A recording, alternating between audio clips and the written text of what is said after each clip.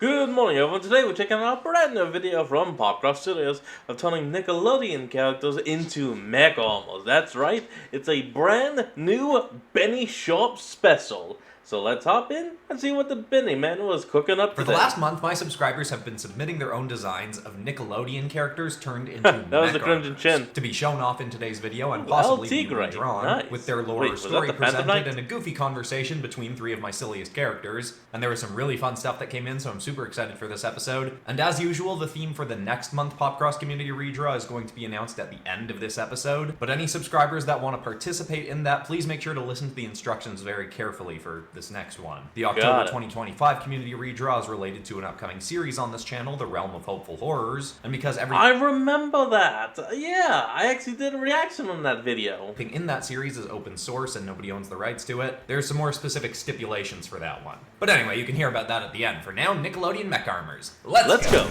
Hit like if you want. Subscribe if you feel like it. By the way, enjoy the show. Seriously, Benny, this traffic is insane. Why Auto. is we drive into the theme park again okay. when we can Autos. literally teleport or Auto. even fly in some of the million badges. mech armors you done built? We're always teleporting and flying Ambo. all over the place. I just wanted the relaxing Benny, fun of a Mr. car Krabs. ride, going road trip style. Timmy. Like my ma always says, if you never slow down, you help. Of course. The first one is Patrick Starfish. I can't do the voice. Gonna drown. That actually sounds like genuinely good advice from your mother for once, but does not change the fact that sitting in this so-called traffic is quite boring. We're getting there. See? Half an hour ago it said we'd be there in 2 hours. Now it says it'll only take an hour and 45 minutes. Oh It's funny god. how often you say things that makes me question how users smart enough to make incredibly intricate and powerful mech armors. Well, personally, I think imagination is the real metric for smarts. Though, I did once meet Yeah, a the couple point. of clients that made it real clear that ain't always true. You think I say dumb stuff, you should have heard these two jamokes. Nice guys and all, real fun to talk to, but not exactly scaling very far up Mount IQ. So if they bank robbers or something, I assume if you're launching into a story about mech armor clients you had, it's from your shadier days when you'd make mechs for any horrible bloke that might have just come around looking for one. This was back in those days, but these guys was actually Wow. pretty stand-up dudes. Just not the brightest. One of them was a fry cook and the other, I don't know, might as well have just been living under a rock. He didn't seem to do or know nothing. The first time I met the So wait, does that mean we're also going to get a SpongeBob one? Blah blah blah. No, okay. guy, he was carrying around an empty jar of mayonnaise and was trying to play it like a bongo drum. Well, if Is mayonnaise an instrument? No, Patrick, mayonnaise is not an instrument. Horseradish is not an instrument either. he simply lives on the rock, as you say, and the other is fry cooks, then do these fry cooks make incredibly large sums of money? Your mech armors are quite expensive, are they not? Did he purchase for both himself and his friend? Well, normally a patty flipper ain't gonna be affording none of my tech, but he and his buddy had been playing around on the beach one day and found this crazy huge and crazy rare pearl nearly the size of a basketball. They sold it and got a boatload of money, then just stopped. Oh, I know that episode of referencing. It was actually kind of a good one. And like he said, and SpongeBob and Patrick came upon this giant pearl, sold it, and SpongeBob just became insanely rich, and became a snooty, snobby jackass. Started blowing it on whatever the little hots of these goofy goobers desired. They probably would have blown through all of it on dumb stuff, but in a weird twist, they ended up nearly doubling it all in an underground snail racing tournament that was being run by one of Wait, my cousin what? Billy's buddies. What? How much was people betting on this snail racing? You'd be surprised how many mob bosses get really into that sort of thing. Of course, these dopes ended I up love cleaning this. out this pretty wealthy Irish mobster who just goes by the Dutchman. Thankfully, the buddy of my cousin The Flying Dutchman, you could say? running the game knew these jokers might be in trouble now, so he told them about me and my mech making business, so they came to me and bought themselves some mech armors to protect themselves, and just because they wanted them. Had some pretty funny requests too, the sort I really dig from folks. Love Real it. weird and creative stuff. The one guy, Patrick, wanted to have, ironically, heat-seeking rockets that looked like ice cream cones. He also wanted it to look like a big pink starfish. Once it was done, he ended up adding a cape and wearing a bathing suit over it. I didn't really get why, but So wait, no, he added the shorts? But you did the gloves intentionally. You did the glove and boots. This guy added the cape and shorts. They was both Love fun it. clients who paid real good, so I didn't question nothing they did. Last I heard, the Dutchman had sent some bounty hunter named Dennis after him, but with my mech Oh, SpongeBob movie. suits, they stayed A-OK 365. Well, I am glad to hear these fun yet unintelligent men are alright. So, Dr. Champagne, I am surprised that you have not yet interrupted to say that these gentlemen resemble some pop culture characters from your world. They Normally, do. when Benjamin They and I do. tell such tales, you say our armors resemble cartoons or electronic games from your home realm. Yeah, well, this time it was just so obvious real early on who these guys was that I didn't really feel the need to cut in. You said Let me guess. The fry cook's name was Robert for some reason, but everyone just called him Bob. one was named Patrick, yeah? The other, his name was like Bob Pantsman or Robert Spongington or something. Hey, that's pretty close. Bobby Q Pant. Yeah, Bobby Q Pants. sounds about right. Okay. As I was saying before that ad, okay, I'm having fun. Looks like the longest one is gonna be this one from Real Monsters! Well, with the Timmy Turner one actually taking like a second place in length. Alright, SpongeBob and Patrick Star Mech That was Wow Wow Wubbsy. Oh my god. is a thing you've made. Oh, Let's it's see him! what the theme Plankton. of today is going to That's be. very nice. What other That's stories all. is coming to mind for you, Benny?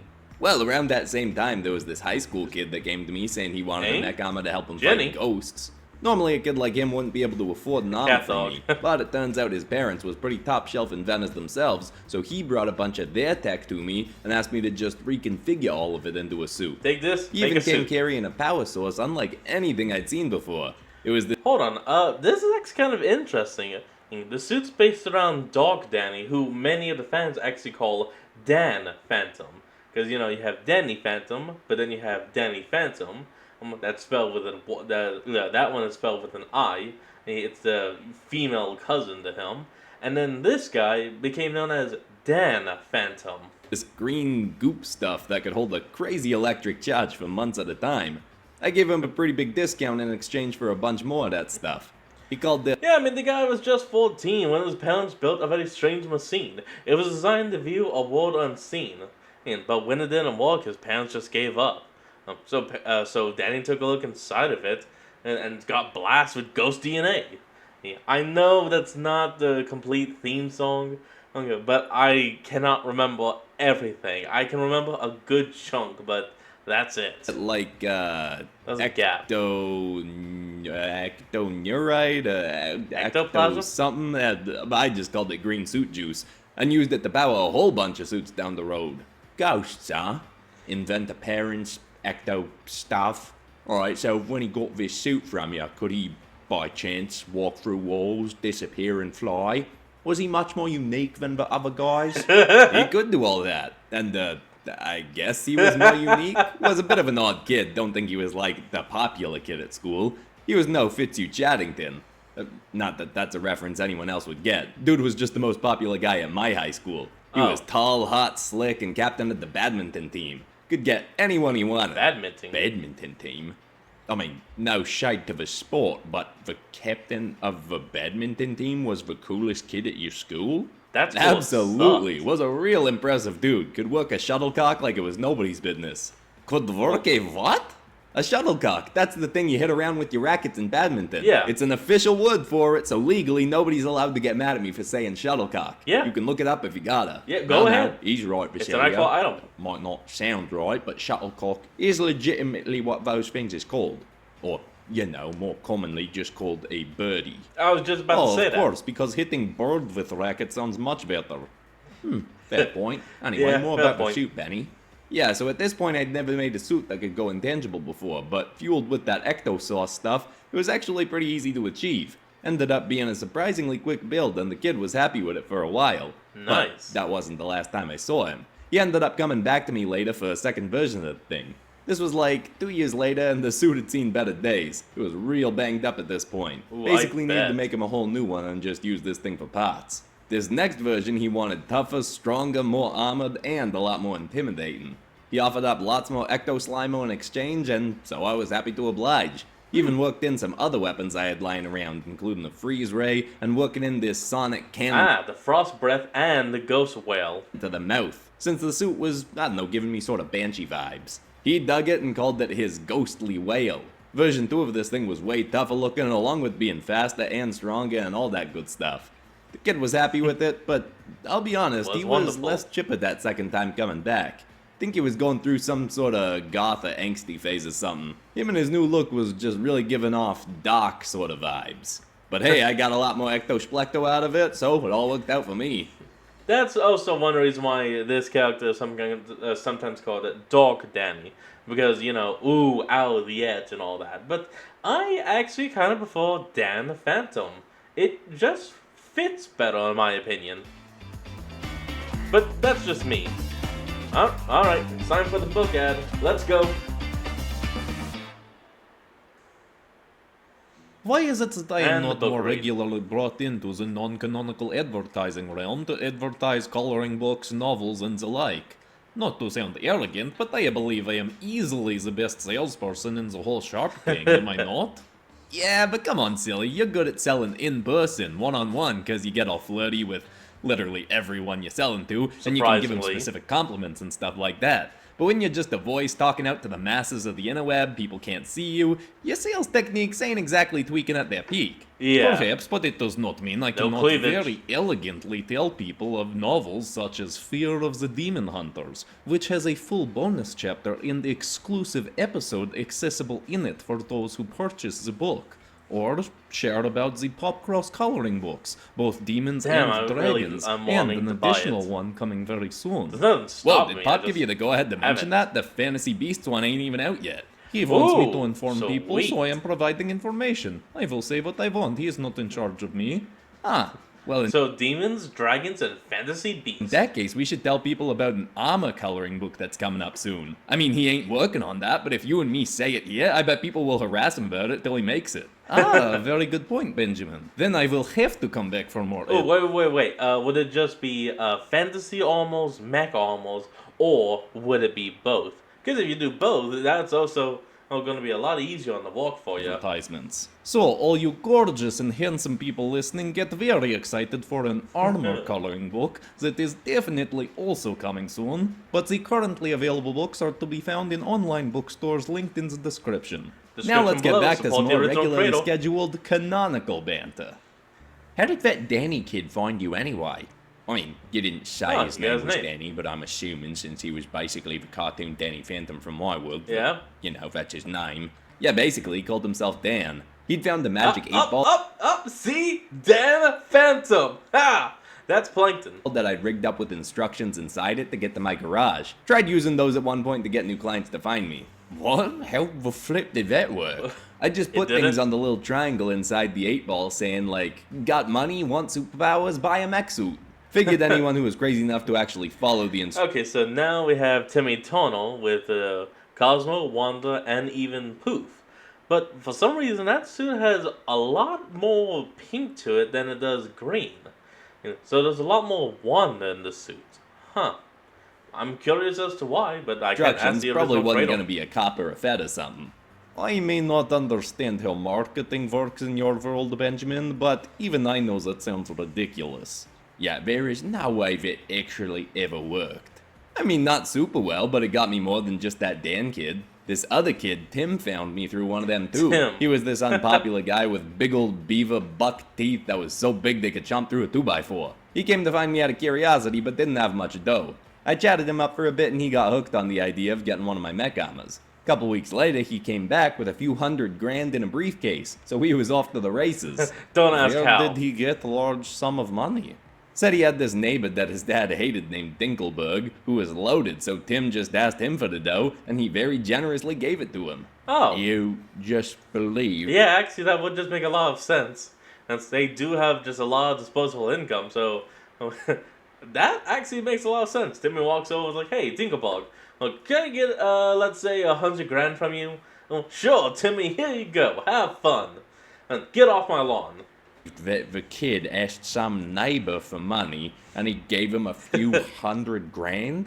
No, of course I didn't believe him. I figured he probably robbed the guy. But, as is well established, back then I didn't care if my client lied to me about how they got the money for one of my suits, just that they was happy to give it to me for my services. The kid's ambitions for what he could get for that money were a bit, well, more than a bit, they were all the way redonkulous.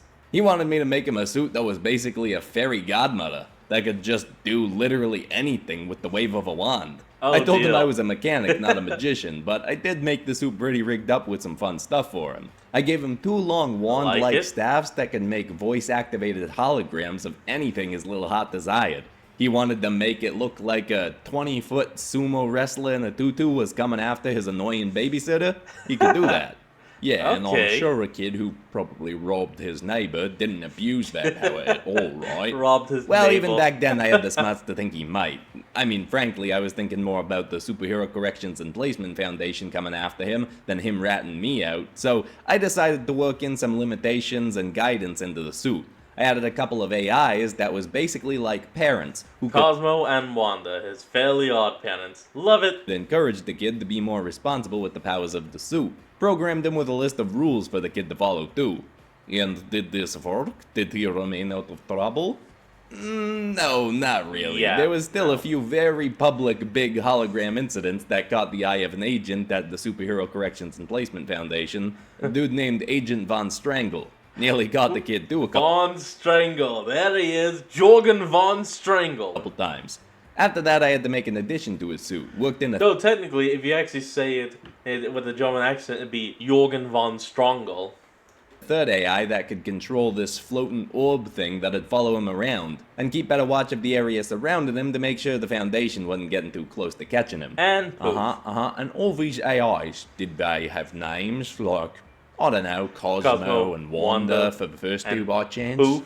Yeah, that's exactly what I named him. And I let the kid name the third one himself, but ended up vetoing the first choice he had. On the theme of the whole fairy godparents and magic sort of vibe of the suit, he wanted to call the third AI Poof. But having been called that a few times myself in my own life, I asked him if he was aware of the double meaning of that word, and he pretty quickly decided to change it.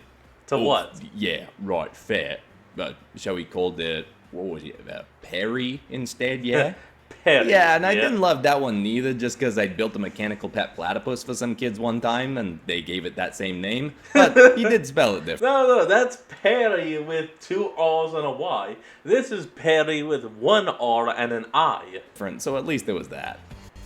I am loving all of these references, because I grew up on many of these shows, except this next one.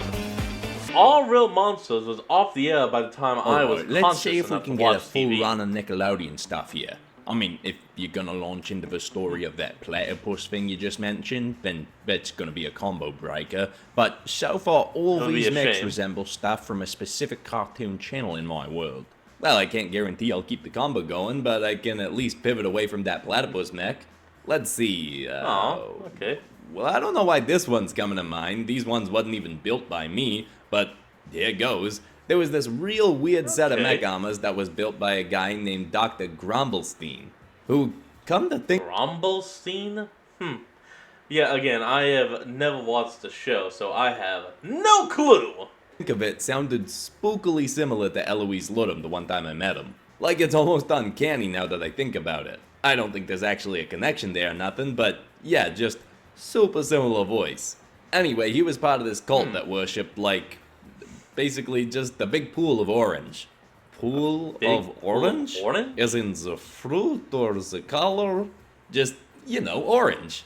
Not Nancy, but alright. Yeah. Yeah, so this no, cult that's of not the all. pool claimed that the pool was like a deity that craved fear, sort of like the demons in Mara's world. The cult had been around for Oh, centuries, okay. spooking people and causing problems. They was even allegedly responsible for the Boston Coffee Parade back in the 1770s. The what? Boston Coffee? You mean the Boston Tea? Nah, you know what? Oh. I'm not biting on this tangent. Okay, no, that would kind of make sense.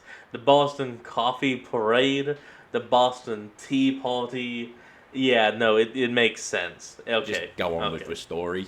Anyway, so they used to go out and spook folks themselves, but as technology in the world got better and folks started carrying cameras around with them on their phones all the time, it got too easy to get caught. So, Doc Grumblestein started making these monster-looking mech armor suits and teaching others in the cult how to use them. Then they'd send out members wearing those suits to spook folks in the night. Huh. That's pretty good. Monsters scaring people because they want people's fear sorta sounds like Monsters Inc., but I got no idea what this whole orange pool thing is about. Yeah, honestly, it actually is kind of a combination of All Real Monsters and Monsters Inc. because of the whole consuming the feel. So, is or is not Combo Breaker? Well, I don't really think it's Monsters Inc. from some of the stuff being said, but I don't know. And I mean, to be fair, I ain't seen every Nickelodeon show ever. I guess this could still be on theme and it's just something I don't know nothing about. But I've keep never going, seen maybe something will spark a memory.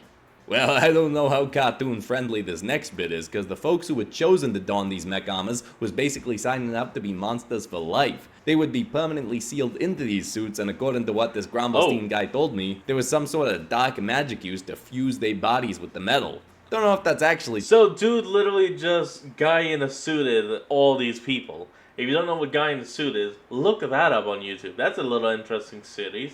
I'm not gonna spoil anything about it. Go watch it. Support the creator. True, the guy was kind of loopy, but that's what he said. Okay, yeah. If he's actually even still making a project. I don't know. I haven't heard much about it. It definitely ain't getting Monsters Inc. vibes from this no more. Maybe this is one of them shows that had like a real crook animation style that just freaked me out too much as a kid, shows I never watched it myself. Like Ren and Stimpy, or that one with the short creature thing that was holding up a set of eyeballs in his hands. Yeah. Hey, that actually sounds like one of the freaky mechs they had. So maybe that's it, but I only ever saw a close-up of one of them myself. There's one that Grumblestein called 1CK15, or Mech Kiss. Did this mechanized person have tendency to kiss people? I don't think so, and I sure hope not, because this thing was pretty spooky looking. Don't even know how they fit a person inside in the first place. Was like 4 feet tall, and there's no way a person's neck was fitting through the skinny long neck this thing had. Oh, not He was even made close. to look small, but was also able to get real big real rapidly and really freak people out. He had this thing called looming mode. His headlight-like eyes would fill up with mercury and go all red, and his entire torso, which was basically made up of giant industrial-strength airbags, would expand like a balloon. So he'd creep around people all short-like, starting getting them spooked out, then jump out and go all lumen mode to freak them out a whole lot more. Apparently, when these monster mechs would spook someone, an orange tank would fill up on their chest, like liquid fear, and they'd feed that to the pool. Okay, well that does actually sound kind of Monsters Inc.-like, but that definitely ain't what we're talking about here. It's definitely not. If this show is older than Monsters Inc., it sort of sounds like Pixar ripped these guys off a bit. Well, I don't know about none of that, but the mech was pretty spooky, I'll give it that. I was the victim of one of its nightly scares once, and it got me real good. Of course, I went after it after that and got a bit of a look at the crazy underground community this cult had, where they basically just teach each other the best ways to scare folks and get more of this orange goop. That's where I met Grumblestein and chatted him up a bit, but I didn't stick around that long. And I mean, there's a whole lot of other craziness going on in my world, so I eventually just forgot about these folks for a while, until there was a big superhero villain monster brawl going on over the place I knew those cult folks hung out. The battle ended up shattering the ground above them and made a huge cave-in their home.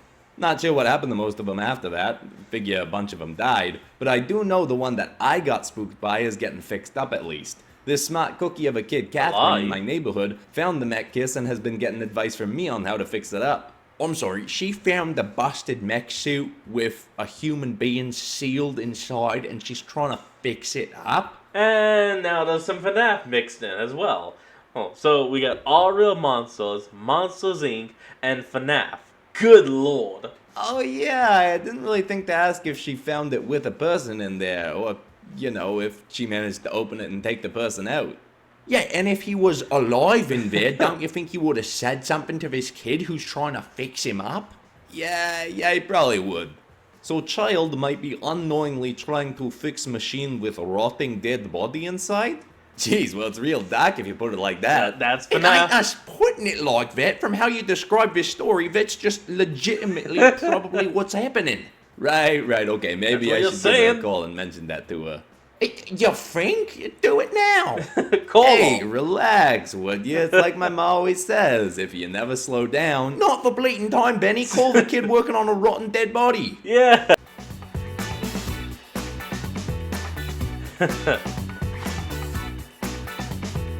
Ix? Is that what this guy's name was? Ix? A few months ago, I did an episode very similar to this, but with cartoon characters as fantasy armors, narrated by this same trio. You might want to check that out if you enjoyed this, or you might want to check out the first episode of The Realm of Hopeful Horrors, and because I it's directly related to the next community redraw. But before I get to that, I want to say thank you very much to everybody who submitted for this episode, and a specific thank you to the people chosen. Lego Man Replays, Coolman227, awesome, Sir Timmy913, pretty cool, and Zillin Tunes. Nice. Now for the October 2025 community redraw, I want people to submit their own horror that is a blend of a specific animal and a specific bug. Bug being a catch-all term for insects, arachnids, I guess kind of crustaceans too. Anything with multiple legs. That's not a mammal. Pick two of those, make sure to tell me what animal and bug you picked, and merge those together into a horror. And the reason I wanted people to listen carefully to this one is to remind people that The Realm of Hopeful Horrors is a series I'm making that is completely open source and copyright free. All the lore and characters and creatures and everything I make in it is open source, and anyone can use it for their own books, stories, movies, whatever else. That's which also means that anything you submit for this redraw, especially the stuff that gets picked, is becoming open source. So you don't own it, I don't own it, nobody owns it, and everyone can use it. Just want to make sure that's very clear for the October 2025 community redraw, but I'm super excited to see what people submit for it, and I'm very excited to get the Realm of Hopeful Horrors more underway. Besides that, that's all for today, except of course for ending this video on some kind of positive or inspiring note. And the thought I want to leave people with today is a quote by Dr. Wayne Dyer that I've probably used before or some version of it, but I think it's always a good one to be reminded of, around the idea of the power of belief. And that is that if you believe something will work out, you'll see opportunities. And if you believe that it won't, you'll see obstacles. That's so try to remember that anytime you're going towards something maybe that 2 weeks ago? Maybe a little unrealistic to other people. If you want it to work out, you have to believe that it can. I hope that's inspiring. I love you all, and I'll see you all in the next episode on Monday. And that is going to be the end of today's video. I hope you all enjoyed this. Remember to like, comment, and subscribe for more. Link to the original will be in the description below, and I'll see all of y'all next time when we flick back on. Till then, this is Fox, signing out. Peace.